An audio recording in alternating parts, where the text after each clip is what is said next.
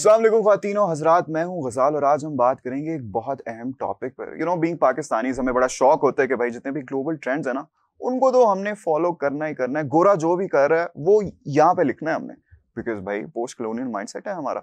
लेकिन when it comes to digital payments and fintech, हम ये इन ग्लोबल ट्रेंड्स को फॉलो नहीं कर रहे। क्यों नहीं कर रहे? क्या खामियां हमारी? क्यों नहीं हम अपने सेक्टर में वो जो पोटेंशियल है उसको अचीव कर पा रहे हैं? आज की डिस्कशन इसी पर होगी, बिकॉज यू आर वॉचिंग समा मनी विद गजाल और हमारे साथ मौजूद हैं मिस्टर शाहनवाज महमूद साहब, CEO ऑफ फिनेक्ट। अस्सलाम वालेकुम जनाब। वालेकुम सलाम। कैसे हैं आप? बिल्कुल ठीक ठाक जी, थैंक यू। अच्छा शाहनवाज साहब, before we get into the discussion, आप मुझे बताएं कि what exactly is fintech for all the layman watching. Fintech से जी बेसिकली बनता है फाइनेंशियल टेक्नोलॉजी। ठीक है। फाइनेंशियल टेक्नोलॉजी का मतलब ये है कि जो ट्रांजैक्शंस कैश पे हो रही हैं उसको डिजिटल पे कन्वर्ट करना किसी भी जगह पे। फॉर एग्जांपल आप अपना बिजली का बिल पे करना चाह रहे हैं, उसको कैश से डिजिटल पे कन्वर्ट करना। आप शॉप पे पेमेंट करना चाह रहे हैं, वो उसको बजाय कैश के डिजिटल पे लेके आना। जो भी फाइनेंशियल ट्रांजैक्शंस आपकी टेक्नोलॉजी के थ्रू हो रही हैं वो फिनटेक में आ गई। बिल्कुल ठीक है, वो उसमें सारे हमारे नया पे, शिया पे, सादा पे, इधर जी पे, उधर पे आ गए। बिल्कुल ये mobile wallets, e wallets, even banks now, even banks also, branchless banking सारी जो है वो अब इस वक्त जो है वो सारे के सारे फिनटेक ही हैं एक तरह के। They are licensed and regulated by the central bank. तो ये फाइनेंशियल टेक्नोलॉजी का बेसिक मकसद ये है कि कैश को कम से कम करना और डिजिटल पेमेंट्स को ज़्यादा प्रमोट करना। और उसका प्राइमरी पर्पस यही होता है क्योंकि वो नए डेटा पॉइंट्स को जनरेट करता है, जिसकी वजह से इकोनॉमी डॉक्यूमेंट होती है और वैल्यू एडेड, हाँ यस, और वैल्यू एडेड सर्विसेज उसकी बेसिस पे इकोनॉमी के अंदर जनरेट होती हैं। हमारा सबसे बड़ा मसला ही मेरे ख्याल से ये है कि जो जितनी भी हमारी अनडॉक्यूमेंटेड इकोनॉमी है, क्योंकि मेरे लिहाज से एटलीस्ट कि वो हमारी डॉक्यूमेंटेड इकोनॉमी से बड़ी ज्यादा है, और हमारा मसला ये आ रहा है कि हम उसको डॉक्यूमेंट नहीं कर पा रहे हैं। और अभी भी ट्रांजैक्शन का जो बेताज बादशाह है वो कैश है हमारा। जबकि हम अपने पड़ोसी मुल्क में ही देख लें तो आप वहां पे जाएंगे तो आपको रेडियो पे भी वहां पे ना ये QR कोड्स और टैप टू पे, ये सारी सर्विसेज मिलेंगी। छोटा से छोटा मर्चेंट भी आपको वहां पे वैसे मिलेगा कि जी आप ये गूगल पे कर दें, एप्पल पे कर दें, ये वाला पे, वो वाला पे, कुछ भी कर दें। हमारे यहाँ इधर ऐसे नहीं है, हमारे यहाँ अभी भी कैश चलता है। मसला क्या है कि उनको भरोसा नहीं होता डिजिटल पेमेंट्स के। देखिए जी, इसमें दो तरह की बातें नहीं है। एक तो बात यह है कि डॉक्यूमेंटेशन ऑफ द इकोनॉमी में आपको पता है जब इकोनॉमिक एक्टर्स और एजेंट्स इन्वॉल्व होते हैं तो फिर एक फियर आता है कि टैक्सेशन का, कि हम टैक्सेबल हो जाएंगे, हम टैक्स नेट में आ जाएंगे, उसकी वजह से फिर हमारा प्रॉफिट गिरना शुरू हो जाएगा। एक ये सोच है। और हमें पहले ही पता है कि रिटेल सेक्टर कितना टैक्स देता है। हाँ, रिटेल आपको पहले पता है। देखें इस वक्त रिटेल सेक्टर जो है पाकिस्तान का 18% GDP में कंट्रीब्यूट करता है और टैक्स जो है वो 4% देता है। अच्छा, लेकिन इसका देखें FBR ने काफ़ी सारे स्टेप्स भी लिए, ताजिर 2 स्कीम और जो दूसरी स्कीम्स है। लेकिन मैं समझता हूँ कि इसके लिए बुनियादी जो नुक्ता है ना, वो बेसिकली जो हमारे पॉलिसी मेकर्स को सोचने की ज़रूरत है वो ये कि फर्स्ट डॉक्यूमेंट द इकॉनमी। आप अगर पहले दिन से एनफोर्समेंट की बात शुरू कर देंगे बजाय से कि आप पहले डॉक्यूमेंट करें तो फिर ये काम हो नहीं सकेगा। आपका जो पड़ोसी मुल्क है जिसकी आपने एग्जांपल दी, जैसे इंडिया है या चाइना है, उन्होंने सबसे पहले डॉक्यूमेंटेशन के ऊपर फोकस किया, बल्कि उधर इंसेंटिवाइज किया कि किस तरीके से डॉक्यूमेंट ज़्यादा से ज़्यादा रिटेल सेक्टर आपका हो जाए। देखें 18% ऑफ GDP अभी हम बात करें रिटेल सेक्टर की। अब इसके अलावा जो रिटेल सेक्टर के अलावा कंस्ट्रक्शन सेक्टर है, ट्रांसपोर्ट सेक्टर है, इवन आपका एग्रीकल्चर में जो रिटेल सेक्टर है वो इतना ह्यूज है जिसको कि इसमें लाने की जरूरत है ताकि आप डॉक्यूमेंट करें। तो और इस बजट में फ्रैंकली स्पीकिंग हम ये एक्सपेक्ट कर रहे थे कि थोड़ा सा डॉक्यूमेंटेशन ऑफ द इकॉनमी है उसकी तरफ फोकस ज़्यादा होगा। लेकिन हर बार क्या होता है कि अब इन्होंने कहा जी कि पहले 50,000 रुपीज़ पे नॉन फाइलर के लिए वो टैक्स बढ़ा दिया। बिल्कुल, अब उन्होंने उसको इंक्रीज कर दिया 75,000 पे। देखें, कैश को अगर आपने रिड्यूस करना है तो आप ये पहली बात तो ये कि फाइलर नॉन फाइलर का डिस्टिंक्शन को ख़त्म करें। There is no concept of non filer, there should not be any concept of non filer at all. Everybody should be submitting taxes, right? बिल्कुल ऐसे ही है। देखें अमेरिका में क्या होता है, जो स्टूडेंट्स हैं, इंटरनेशनल स्टूडेंट्स, अभी वो पढ़ रहे हैं, उनकी कोई इनकम नहीं है, but they must file the tax returns there. Of course. अब because this is part of the documentation of the economy and the documentation of the whole society.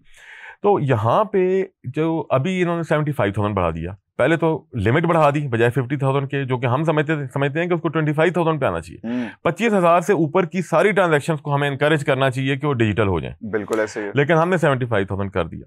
दूसरा हमारा ये मसला है कि हमने ई-कॉमर्स की जो ट्रांजैक्शंस हैं उनको चलें ठीक है जी, GST में तो आना जरूरी है, लेकिन अब आप उनके ऊपर टैक्स भी बढ़ा रहे हैं और टैक्स जो आप लगा रहे हैं वो ज्यादा लगा रहे हैं एज कम्पेयर टू जो कि कैश के ऊपर होता है। तो this is regressive, this is not progressive. एक तरफ आप कहते हैं कि भाई हमें पता है कि हमारा मसला है अनडॉक्यूमेंटेड इकोनॉमी, तो आप बजाय उसको कि आप इंसेंटिवाइज करो कि लोग ऐसे मोड्स यूज करें जिससे आपकी डॉक्यूमेंट हो, आप कहते हो नहीं आप कैश यूज करो। लेकिन फिर एक जगह ये भी है, अब एक जगह इन्होंने एक ऐसा कदम उठाया जिसकी वजह से कह लें कि वो कहते हैं it's for the documentation of the economy, कि आप जहाँ पे भी पेट्रोल डलवाने जाओगे अगर आप कैश में करते हो, प्रपोजल है भी है कि अगर आप कैश में करते हो तो आपको 3 रुपए ऊपर आपको चार्ज होंगे। अच्छा, वो मैं आपको बताता हूँ, जो 3 रुपए वाली बात है ना, वो बात ये है कि जब ये बजट प्रेजेंट हुआ हाउस के अंदर, तो उसको कार्बन लेवी कहा गया, कैश लेवी नहीं कहा। हाँ, ये नाम दिया गया उसको। अच्छा, अब वो कैश लेवी अगर होता तो that was a very welcome step, that would have been a very welcome step, लेकिन हुआ ये कि कार्बन लेवी लग गया। अब कार्बन लेवी तो लग गया, लेकिन आपने डिजिटल को फिर प्रमोट नहीं किया, क्योंकि गवर्नमेंट ने अपनी किटी में डायरेक्टली पैसे लेने थे, इसलिए गवर्नमेंट ने सोचा कि हम क्यों ना कार्बन लेवी कर दें, ताकि हमारे पास पैसे तो हमेशा आते रहेंगे, जब भी हम पेट्रोल भरवाने जाएंगे हमें 2.5 रुपए देने पड़ेंगे। लेकिन अगर ऑफ द टॉपिक अगर मैं ये बात करूं कि दूसरी तरफ आपने हाइब्रिड गाड़ियों के ऊपर टैक्सेस भी बढ़ा दिए, तो आपने अल्टीमेट जो पर्पस है ओवरऑल इकोनॉमी के अंदर कि आप कैश की रिडक्शन कम करना चाहते हैं, वो आप नहीं कर रहे। आपने, मैं आपको बता रहा हूँ कि 50,000 की जगह आपने 75,000 लिमिट, आप लिमिट एनहांस कर रहे हैं कि कैश विड्रॉल के ऊपर टैक्स। तो this is also regressive. The second part I think also is कि देखिए, मैं ये समझता हूँ कि जो इस वक्त पाकिस्तान की जो पॉपुलेशन है, that is a very very critical factor, and the demographics are pointing to our young population, and the young population definitely wants to follow the trends, जो कि आपने शुरू में ओपनिंग में कहा, और वो ट्रेंड्स अब अडॉप्ट कर रहे हैं। आप देखें कि जो डिजिटल पेमेंट्स हैं उनका ट्रेंड पाकिस्तान में काफ़ी रैपिडली एनहांस हुआ, बहुत ज़्यादा, स्पेशली जब से स्टेट बैंक ने रास्ट लॉन्च किया। और ये तो मैं अभी भी कहूँगा, मैं तो कैश रखता ही नहीं हूँ, मैं कैश बिल्कुल भी नहीं रखता। मुझे अगर मैंने कैश रखा, मैं बाहर जाऊंगा अगले दिन मेरे सारे पैसे खत्म हो जाने। मैं वैसे जहाँ पे जाता हूँ, भाई ट्रांसफर कर लो, और ये बड़े ज्यादा लोग कर रहे हैं, वाकई कर रहे हैं। yes. लेकिन अभी भी बहुत ज्यादा जगह हम जाते हैं, हम वहाँ पे कहते हैं भाई ट्रांसफर हो जाएगा, देर लाइक नहीं यार, ये ऐसे, ओ यार वो पैसे ज्यादा कटते हैं, और ये होता है वो होता है, ऐसे रिटेलर्स और मर्चेंट जितने में ऐसी बातें करते हैं। जी बिल्कुल। क्या अगर गवर्नमेंट ये कर रही है, प्रमोट कर रही है डिजिटल पेमेंट्स और ये सारे मेथड्स, क्या उनको प्रॉब्लम्स क्या फेस आएंगी, चैलेंजेस क्या? रिटेल सेक्टर में जी जो सबसे बड़ा हमारे ख्याल में गवर्नमेंट ने बहुत पॉजिटिव स्टेप लिया है, वो है स्टेट बैंक ने जो रास्ट लॉन्च किया। ठीक है, रास्ट की वजह से जो ट्रांजैक्शन के चार्जेस हैं वो सिग्निफिकेंटली ड्रॉप हो जाते हैं। देखिए, आप बहुत सारे रिटेलर्स के पास जाते हैं, आप कहते हैं यार ये मेरा डेबिट कार्ड ले लो, क्रेडिट कार्ड ले लो, वो कभी कहता है 1.5% मुझे ऊपर दे दें, 2% ऊपर दे दें, क्योंकि उसको वो फीस हिट हो रही है बैक एंड पे एक्वायरर की तरफ से, एक्वायरिंग बैंक की तरफ। अब एक्वायरिंग बैंक ने जो है आगे पे करना है इसकी सेटलमेंट के लिए, और वीजा मास्टर कार्ड की इसमें फीस इन्वॉल्व है, जो इंटरनेशनल पेमेंट स्कीम्स है, राइट, वो सारे पैसे बाहर जाके सेटल हो रहे हैं, काफी सिग्निफिकेंट अमाउंट है। तो स्टेट बैंक ने इसके लिए 2021 में रास्ट लॉन्च किया था पर्सन टू पर्सन पेमेंट से, और उन्होंने फिर 2023 में पर्सन टू मर्चेंट पेमेंट को भी रास्ट पे लॉन्च कर दी। तो रास्ट अभी तक बराह रास्त सामने क्यों नहीं आ रहा? नहीं, रास्ट आपको मैं बताऊं, रास्ट देखें, रास्ट के ऊपर जो पर्सन टू पर्सन पेमेंट्स हैं वो तो बहुत ज़्यादा बढ़ चुकी हैं। अभी अगर मैं आपको नंबर्स बताऊं तो तकरीबन अब तक का जो एग्रीगेट नंबर है वो 34 ट्रिलियन रुपीस का है, जो रास्ट के जरिए payments, which is quite a big number of your GDP as well.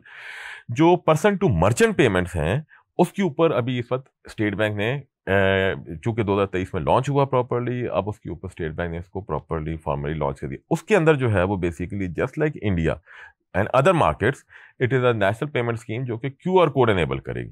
तो अनकरीब इंशाल्लाह आपको नजर आएगा कि बहुत सारे रिटेल सेक्टर में आपको QR कोड की पेमेंट्स नजर आएंगी। लेकिन अब इसमें मेरा सवाल ये बनता है कि ये आपको नहीं लगता कि at least in the very initial few years urban areas पे वो ज़्यादा ज़रा रिस्ट्रेंटेड होगा, और वो जो रूरल एरियाज आपके आ जाते हैं वहाँ पे उसको पहुँचते पहुँचते बड़ा ज़्यादा अरसा लग जाएगा? नहीं, देखें, इसमें सबसे इंटरेस्टिंग बात यह है कि रास्ट की वजह से एक यूनिफाइड प्लेटफॉर्म मिल गया है। फॉर एग्जांपल, एक QR है, 1 QR, जिसके ऊपर के सारे बैंक्स और सारी वॉलेट्स उसी के ऊपर चलेंगे। फॉर एग्जाम्पल, जैस कैश है, इजी पैसा है, जिंदगी है, दूसरे वॉलेट्स हैं, सादा पे है, इस तरह बैंक्स हैं, सारे के सारे जो आपके बैंक्स हैं वो सारे एक ही प्लेटफॉर्म पे पेमेंट्स को एनेबल कर देंगे। अच्छा, वो जो रास्ट आईडी आती है, वो रास्ट आईडी क्या होती है? वो आपकी किसी वॉलेट की होती है, किसी बैंक की होती है? और रास्ट आईडी क्या होती है? वो रास्ट आईडी आपके पीछे बैंक अकाउंट के साथ लिंक्ड होती है। बैंक अकाउंट के साथ? वॉलेट्स के साथ नहीं होती? वॉलेट के साथ भी होती है। वॉलेट का भी तो आपका अकाउंट जो है मोबाइल नंबर होता है ना, वो तो आपका मोबाइल नंबर जो है वो आपका वॉलेट अकाउंट बन जाता है। क्योंकि बड़ी दफा ऐसे होता है मैं रास्त आईडी से ट्रांसफर करता हूँ पैसे, तो वो पता नहीं होता कि वो वॉलेट पे गए हैं, बैंक पे गए हैं। जी देखें, वो इंपॉर्टेंट फैक्टर नहीं है। आपका मोबाइल नंबर भी उस पर बन सकता है और आपका IBAN नंबर भी जो है वो दोनों उसके ऊपर। अगर मेरा बैंक अकाउंट बना हुआ तो ऑटोमेटिकली उस पर जी रास्त अकाउंट बन गया जी। बैंक अकाउंट को देखें, स्टेट बैंक ऑफ पाकिस्तान की तरफ से इंस्ट्रक्शंस हैं तमाम इंडस्ट्री के प्लेयर्स को, और रास्त सब ने एनेबल किया हुआ है अपनी ऐप के ऊपर। ठीक है। अब ये तो है पर्सन टू पर्सन पेमेंट्स की, यानी आपने मुझे पैसे भेजने हैं, मैंने आपको भेजने हैं, तो हम रास्त के जरिए भेज सकते हैं। जो इसमें डेबिट कार्ड की फॉर एग्जांपल पहले यूजेज था, वो उसकी डेबिट की जो यूजेज था वो उसकी वजह से फिर काम हो जाता है, क्योंकि ये डायरेक्ट डेबिट सिस्टम है एक तरह का। ठीक है जी। ये स्टेट बैंक ने पाकिस्तान ने जब बनाया, ये करण दास की साथ मिलके इसको बनाया और फिर इसको लॉन्च किया है। करण दास ने इसके अंदर इंटरनेशनल एक्सपर्ट्स को इन्वॉल्व किया, इस पर काफ़ी टेक्निकल काफ़ी ज़्यादा काम होकर टेक्निकल डेवलपमेंट फिर हुई जाती। अब उसके बाद उन्होंने लॉन्च किया पर्सन टू मर्चेंट पेमेंट। अब ये जो पर्सन टू मर्चेंट पेमेंट है, यानी कि फॉर एग्जांपल आप शॉपकीपर हैं, आपकी अपनी दुकान है, मैं आया, मैंने पेमेंट करनी है। अब मैं आपको कैसे पेमेंट करूंगा? मैं आपके पास आऊँगा, मैं आपसे कहूँगा यार अपना अकाउंट नंबर दे दो। अच्छा, अकाउंट नंबर ले लूँगा, लंबा चौड़ा चक्कर है, अकाउंट नंबर देना, अकाउंट नंबर एक्सपोज करना भी everybody is not interested in that. The second part is also कि आप जब उसको अपना आप शॉप पे नहीं है और आपके सेल्स बॉय शॉप पे है, तो अकाउंट नंबर किसका होगा? आपका मिलेगा। अब आपको पहले ट्रांसफर होंगे, फिर वो लड़का आपको फोन करेगा, lengthy process. So that is why QR payments have been introduced. The quick response code is the cost effective as well as a secure payment. All information is encrypted. और देखें जो state bank of Pakistan ने system launch किया है, ये इंतहाई secure system, cost efficient system आ रहा है। ये आ चुका है जी, ये आ चुका है। देखने को क्यों नहीं मिल रहा? मैं आप इसमें देखें, इसमें जो QR की मार्केट है पाकिस्तान में, वो कुछ अर्सा पहले डेवलप करने की कोशिश की गई, लेकिन वो डेवलप हो नहीं सकी। वाई? बिकॉज इसमें जो सबसे इंपॉर्टेंट इशू है कि आप किसी शॉप पे जाते हैं, वहाँ पे उसके पास पेपर बेस्ड QR है फॉर एग्जांपल, और पेपर बेस्ड QR पे आपने स्कैन करके पेमेंट की अपनी किसी भी ऐप से, लेकिन जब वो पेमेंट का नोटिफिकेशन है, वो वहाँ पे सेल्स के लड़के को पता नहीं चलता कि आया कि नहीं आया। वही वाला प्रॉब्लम होता है कि नोटिफिकेशन नहीं आ रहा। दूसरा ये होता है कि अक्सर इसमें पहले होते हैं फ्रॉड। बिल्कुल होते हैं, फ्रॉड ये होते हैं क्योंकि उसको पता नहीं चल रहा कि पेमेंट हुई कि नहीं। मैंने अपना स्क्रीनशॉट आपको दिखाया, आपने कहा, आपने समझ लिया कि ठीक है ये पेमेंट हो गई है, लेकिन एक्चुअल में पेमेंट नहीं हुई। ट्रस्ट इशू बहुत है, मुझ में भी उनमें भी। यस, तो उसकी वजह से ये हुआ कि जो QR था उस तरह से पिक नहीं कर सका। दूसरी बात ये थी कि उस वक्त यूनिफाइड पेमेंट इंटरफेस नहीं था, यूनिफाइड नहीं था सारा कुछ। अब सारा का सारा 1 QR में आ गया। तो उसका जो हल है वो पेटीएम ने फॉर एग्जांपल, जो इंडिया में सबसे वहाँ पे वो करते हैं मेरे ख्याल से, तो कोई उन्होंने कोई डिस्प्ले वगैरह कुछ लगा था, डिवाइस होती है वो साथ में बोलती है पेमेंट रिसीव्ड। जी यस, वो उन्होंने डिवाइसेस लॉन्च की हुई हैं। वो डिवाइसेस का फायदा क्या है? एक तो ये है कि डिवाइसेस के बोलेगी तब ही जब पेमेंट होगी। अगर नहीं हुई तो वो कभी नहीं बोलेगी डिवाइस, किसी किस्म का कोई नोटिफिकेशन नहीं देगी। नोटिफिकेशन उसका इंस्टेंट है। डिवाइस के अंदर 4G वाईफाई सारा कुछ होता है, तो SMS आपका लेट हो सकता है, हाँ, लेकिन डिवाइस पे नोटिफिकेशन नहीं लेट होगा। वो जो भी आपकी एक तरह से आपकी रिसीट ही होगी ना, एक तरह से रिसीट होगी आपकी, या विजुअल होगी। यस, तो उसकी वजह से ये होता है कि जी एक नया यूजर एक्सपीरियंस भी आता है आवाजों की वजह से। कस्टमर भी सुनना चाहते हैं, मर्चेंट भी सुनना चाहते हैं। अगर आप पहली बार देख रहे हो, आप फैसिनेट भी होते हो, वाह यार। Yes, so it's a new experience इसने। और दूसरा ये है कि अगर उसके ऊपर for example QR code merchant का नहीं है तो मशीन बोलेगी नहीं, तो जो स्क्रीनशॉट वाला फ्रॉड है वो तो कवर हो जाता है।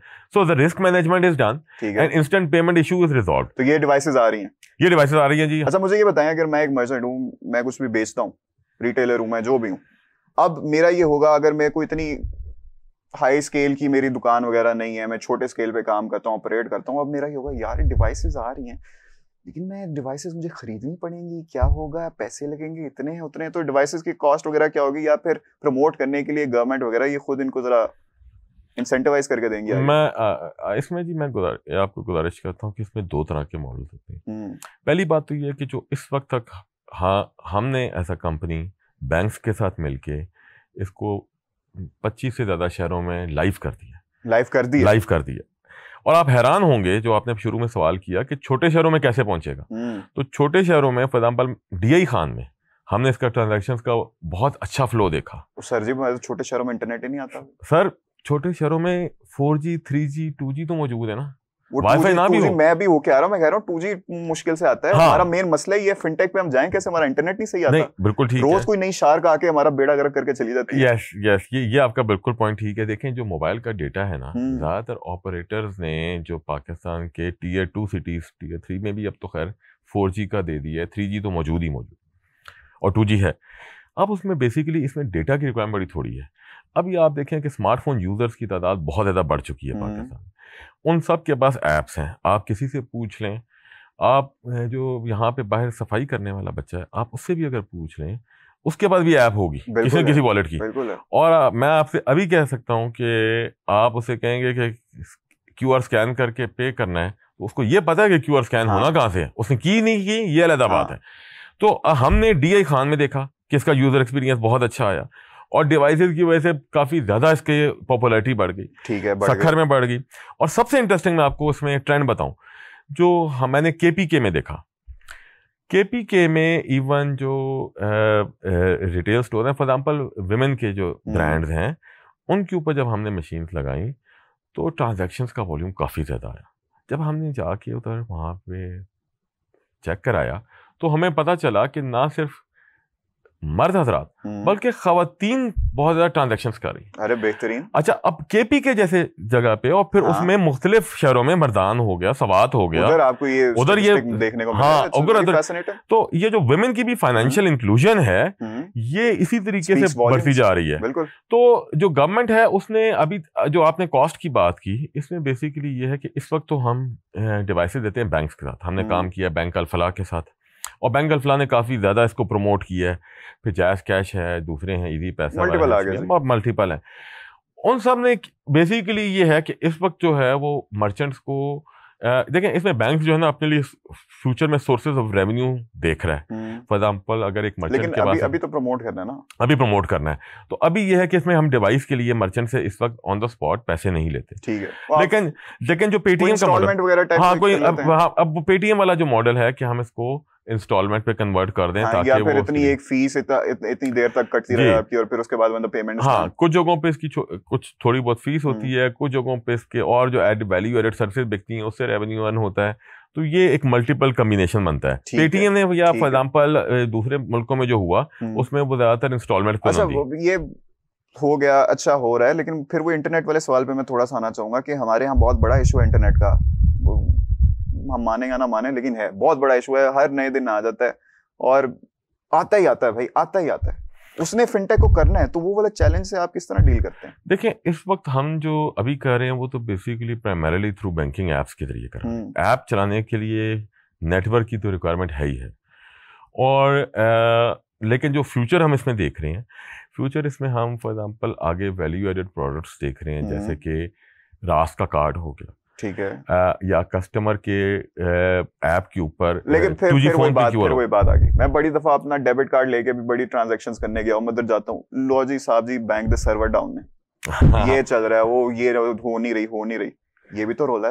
यस, वो बिल्कुल होता है। लेकिन इस केस में मैं आपको बताता हूँ कि जो स्टेट बैंक ऑफ पाकिस्तान का सिस्टम है वो काफी रोबस्ट है। अगर ये रास का अपना हो गया जी, तो वो क्योंकि सेंट्रलाइज्ड एक होगा, तो किसी एक बैंक से नहीं, वो सेंट्रलाइज्ड से होगा। तो अगर किसी अपने बैंक का वो सर्वर डाउन है, स्टेट बैंक का चल लेगा, वो स्टेट बैंक वाला चल रहा है। स्टेट बैंक दैट नहीं डाउन होता। नहीं स्टेट बैंक वाला डाउन नहीं होता जी। स्टेट बैंक वाला is always up and State Bank is always up and it never lets others also go down as well. I hope so. It always keeps others up as well. I hope so. अच्छा, मुझे बताएं जाते जाते, रास्त वगैरह तो आ गए, बराहे रास्त भी हो गए, पेपाल किधर है? गूगल पे आया, गूगल पे कैसा जा रहा है? चलें पहले गूगल पे का बताएं। देखें, गूगल पे अपना वॉलेट तो नहीं लाया ना जी। गूगल पे ने ये किया बेसिकली एक सुपर ऐप बना दी। अब सुपर ऐप में सारे के सारे बैंक्स के जो कार्ड्स हैं वो एक ही जगह पे इकट्ठे हो गए, ठीक है। जो बाकी यहाँ पे भी पाकिस्तान में कुछ लोग हैं जैसे कि फौरी पे वगैरह हैं, वो सुपर ऐप्स बना रहे हैं जिसमें के सारे अकाउंट एक जगह आ जाए। लेकिन इसमें अल्टीमेटली जो पेपाल पर हैं, देखें इसमें लेकिन तो बड़ा हमारा रोल है ना, हमारे फ्रीलांसर्स के लिए भी बड़ा ज्यादा है। हाँ, तो पेपाल चाहिए, पेपाल क्यों नहीं आ रहा? पेपाल, देखें ये आपने बहुत इंटरेस्टिंग क्वेश्चन किया। अल्टीमेटली ये होगा कि जो क्रॉस बॉर्डर पेमेंट्स हैं, जो आपने फ्रीलांसर्स की बात, अब सिंगापुर में, चाइना में, अब चाइना का जो QR पेमेंट का सिस्टम है वो यूरोप में भी आ गया है। यानी यूरोप में भी जो चाइनीज टूरिस्ट आ रहे हैं वो पेमेंट कर सकते हैं, अब उसको इंटीग्रेट कर जाता उनका तो उनकी जो सिस्टम है वो इंटीग्रेट हो रहे हैं। तो जो मैं इसका फ्यूचर देखता हूँ वो अल्टीमेटली यही है कि ये क्रॉस बॉर्डर पेमेंट्स को भी फैसिलिटेट करने के लिए रास्ट का सिस्टम रहे। अभी भी अच्छा पेपाल का इधर आना मुश्किल है, लेकिन रास्ट का बाहर जाना आपको लग रहा है? रास्ट मेरे ख्याल में जा सकता है, बिल्कुल जा सकता है। देखिए पेपाल नहीं आएगा, पेपाल 2026 में पेपाल आता हुआ देखिए पेपाल का जो है ना वो they are interacting directly with the government. आपकी जो मार्केट है ना जी वो अभी ऐसा इवॉल्व हो रही है। अगर आप रीजनल कंट्रीज में जहाँ पे पेपाल वाला एक्टिव है उसकी आप देखें कि उसकी एक्टिव यूजर बेस कितनी ज्यादा है। यहाँ पे अभी ऐसा ये सिस्टम इवॉल्व हो रहा है। यूजर्स हैं ना, देखिए मैं आपको बताता हूँ, एक एग्जांपल देता हूँ। ये हम समझते हैं कि बहुत है, लेकिन हम फिर भी थोड़े हैं। मैं आपको एग्जांपल देता हूँ कि जैसे कार्ड मशीन्स हैं या क्यूआर की हमारी जो मशीन्स हैं वो अभी तक पाकिस्तान में नहीं बन रही। उसकी वजह क्या है? अगर हम उसको बनाना चाहते हैं तो हमें वॉल्यूम चाहिए, राइट? मैं मैन्युफैक्चर कर सकता हूँ उनको यहाँ पे, लेकिन वॉल्यूम है नहीं है। आपका जॉइंट वेंचर में कोई बाहर का फंड, कोई बाहर की जो कंपनी मैन्युफैक्चर है वो आना नहीं चाहता। वो कहता है आपका वॉल्यूम इतना थोड़ा है। तो ये लेट द मार्केट डेवलप। जैसे जैसे मार्केट डेवलप होती रहेगी पेपॉल भी अब देखिएगा खुद आएगा, और गूगल पे से वी आर होपफुल कि इंशाल्लाह वो अपना वॉलेट भी लेकर आएगा। ये सारी चीजें आएंगी। लेकिन आप देखें कि अल्टीमेटली जो आपके लिए सब, अब आपको मैं एग्जांपल देता हूँ। अब आपने चूंकि मेंशन किया नेबरिंग कंट्री को, अब वहां पे गूगल पे की भी जो है वो क्यूआर के जरिए पेमेंट होती है, यूपीआई पे, एप्पल पे का भी टैप एप्पल पे का भी इस पे यूपीआई। मैं कब ऐसा होगा कि मैं जाऊं यहाँ पे भाई गोलगप्पे खिला दो, मैं टुप पे हो गया? नहीं देखें, आप ये बात करें टैप एंड पे की, मैं बात कर रहा हूँ साथ साथ टैप एंड पे के साथ स्कैन एंड पे की। स्कैन यानी कि क्यूआर कोड जो आपने जैसे जो एग्जांपल दी, क्योंकि देखिए आप जाना चाह रहे हैं अगर ये ऐसे बंदे के पास जो Tier 2 Tier 3 का मर्चेंट है, ये रिटेल है, ये छोटी शॉप है, उसके पास आप उसी को चला सकते हैं। टैप एंड पे अगर आप चलाएंगे तो वो फिर अगेन इंटरनेशनल पेमेंट स्कीम्स उसमें इन्वॉल्व हो जाएंगी, तो उसकी ट्रांजैक्शन की कॉस्ट बढ़ जाएगी। अपना लोकल टैप एंड पे नहीं कर सकते हम? लोकल टैप एंड पे मेरा ख्याल में आगे जाके ये इस इंडस्ट्री में आएगा कि जो टोकनाइज करके रास्त को टैप एंड पे भी ले हैं। लेकिन देखें कि क्यूआर कोड का भी जो एक्सपीरियंस है ना वो अब अभी इतना खराब नहीं। देखिए इंडिया में आपने देखा है कि ज्यादातर हुआ ही है, क्योंकि टैप एंड पे के लिए आप प्लीज इंपॉर्टेंट चीज को रिमेंबर करें कि वो ये कि एनएफसी की आपके स्मार्टफोन में होना चाहिए। ये अब अगर 40-45 हजार का फोन भी एनएफसी इनेबल नहीं है तो आप फिर उसके कैसे चलाएंगे उसके लिए? अब आप तो यहाँ, मैं और आप यहाँ पे एक और मेरे दिमाग में ये एस्पेक्ट आ गया है कि रूरल एरियाज की आपने बात की, अगर अभी भी अच्छे खासी आवाम मौजूद है जो बटनों वाले फोन यूज करते हैं, बटनों वाले फोन यूज कर रही है, तो बटनों वाले फोन के लिए क्यूआर इनेबल करना शायद फिर भी बेहतर होगा। बटनों वाला फ्यूल क्या वो डिस्प्ले से नहीं, वो उस पे जो है ना, देखें अभी यूएसएसडी के जरिए तो सारी ये हो रही है ना, यूएसएसडी के जरिए जो पेमेंट ट्रांजेक्शन है। What is USSD? देखिए ये एक बेसिकली जो एसएमएस के जरिए जो मैसेज आता है उसका कोड चला के आप पेमेंट करते हैं, लेकिन वो एक एक्सपीरियंस अच्छा नहीं है। अब आप देखें कि जो बाकी कंट्रीज में हुआ कि जो नेटवर्क रोल आउट होता गया, फिनटेक की इंडस्ट्री ग्रो करती गई, जो आपने शुरू में सवाल किया। अब यहाँ पे जो आपने जैसे कहा कि इंटरनेट की फैसिलिटी ज्यादा से ज्यादा बढ़ती जाएगी, और जो कि हमारे ख्याल में काफी हद तक बढ़ गई। मैंने आपको फॉर एग्जांपल DI खान की एग्जांपल दी, मैंने आपको सखर की एग्जांपल दी, मैंने आपको बहुत सारे ऐसी जगहों की एग्जांपल दे सकता हूँ जो छोटे शहर हैं जहाँ पे हम नहीं सोच सकते कितना इंटरनेट अवेलेबल है, लेकिन फिर भी उसके बावजूद क्यूआर के ऊपर ट्रांजैक्शन हुई। इट मीन्स कि वहाँ पे ऐप यूजर मौजूद है, उसको क्यूआर का पता भी है, और जो रिटेलर है वो इंटरेस्टेड है इसको प्रमोट करने में। तो मैं ये समझता हूँ बेसिकली जी कि ये जो रास्त है ये हमारी अपनी नेशनल पेमेंट स्कीम है। हमें इसको कोशिश ये करनी चाहिए कि ज़्यादा ज़्यादा प्रमोट करें।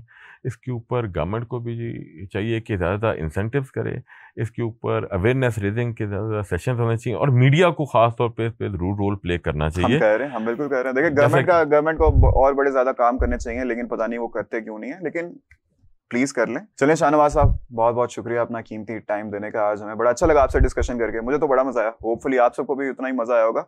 अब हमारी कंक्लूजन ये कि भाई पेपाल का पता नहीं आए ना आए, लेकिन रास्त बाहर जा सकता है, और अच्छी बात है। चलो हमें तो बस एक मोड चाहिए ना क्रॉस बॉर्डर ट्रांजैक्शंस के लिए। Once again thank you very much. Thank you. और आप लोगों का भी बहुत बहुत शुक्रिया आज की एपिसोड देखने का। मुलाकात होगी द नेक्स्ट एपिसोड, वो भी अगर कोई शार्क आके हमारे को इंटरनेट की तार शार ना काट दे। आपकी फिनटेक भी चलती रहे, हमारी एपिसोड्स भी चलती रहे। अपना ख्याल रखिएगा।